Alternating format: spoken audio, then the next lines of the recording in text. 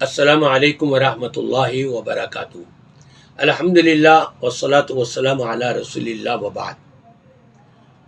قرب قیامت ہے اور ہر کس باشد کی تقریباً مادیت کی طرف دوڑ لگی ہوئی ہے۔ ادھر سے بھی آ جائے، ادھر سے بھی آ جائے، یہ بھی ہڑپ کر جاؤں، وہ بھی ہڑپ کر جاؤں، یہ بھی مل جائے، وہ بھی مل جائے، حلال ہو حرام ہو، کسی پر ظلم و زیادتی ہو رہی ہو، بس میری جیب بھر جائے۔ نبی پاک صلی اللہ علیہ وسلم نے ایک کامیابی حاصل کرنے والا راز بتا دیا، اس پر عمل کر لو تم تو انشاءاللہ تعالی بیڑا پار ہو جائے گا۔ آپ نے فرمایا اجعلوا بینکم وبین الحرام سترۃ من الحلال، اپنے اور حرام کے درمیان پردہ حائل کر لو۔ تمہارے اور حرام کے درمیان پردہ ہونا چاہیے، کس چیز کا؟ حلال کا، حلال سے۔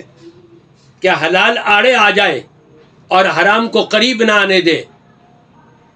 آپ حلال کو اپنائیں، اختیار کریں اور حرام سے اپنے آپ کو بچائیں، حرام کو اپنے آپ سے دور کریں۔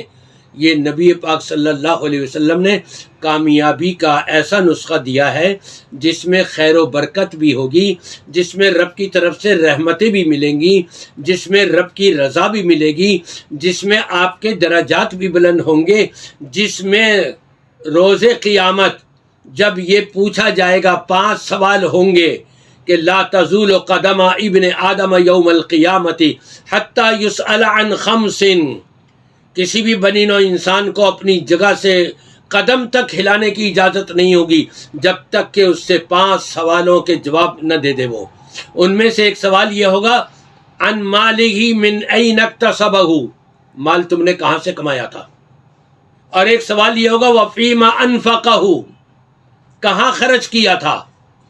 مال حلال کا تھا، جواب آسان ہو جائے گا۔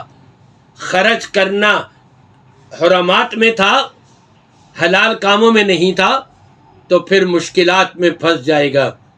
وہاں حلال طریقے سے کمایا اور حلال طریقے سے اس کا خرچ کیا، حساب و کتاب آسان ہو جائے گا۔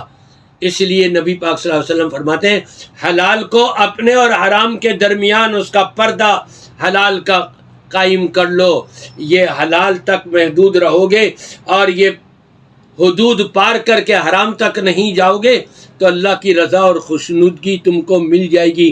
من فعل ذلک استبرأ لدینہ وعرضہ، جس شخص نے یہ کر لیا کہ حلال کو اپنے اور حرام کے درمیان حلال کا پردہ ڈال لیا ہے اور اسی کے مطابق وہ چل رہا ہے، فرمایا اس نے اپنے دین کی بھی حفاظت کر لی، اپنی عزت کی بھی حفاظت کر لی۔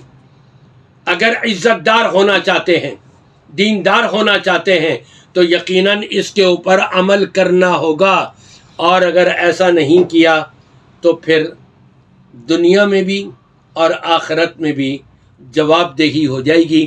میری دعا ہے کہ اللہ تبارک و تعالی ہم سب کو، بالخصوص یہ جو ووٹ لیے جا رہے ہیں اور دیے جا رہے ہیں، یہ حلال اور حرام کی اس موقع پر بھی خاص طور پہ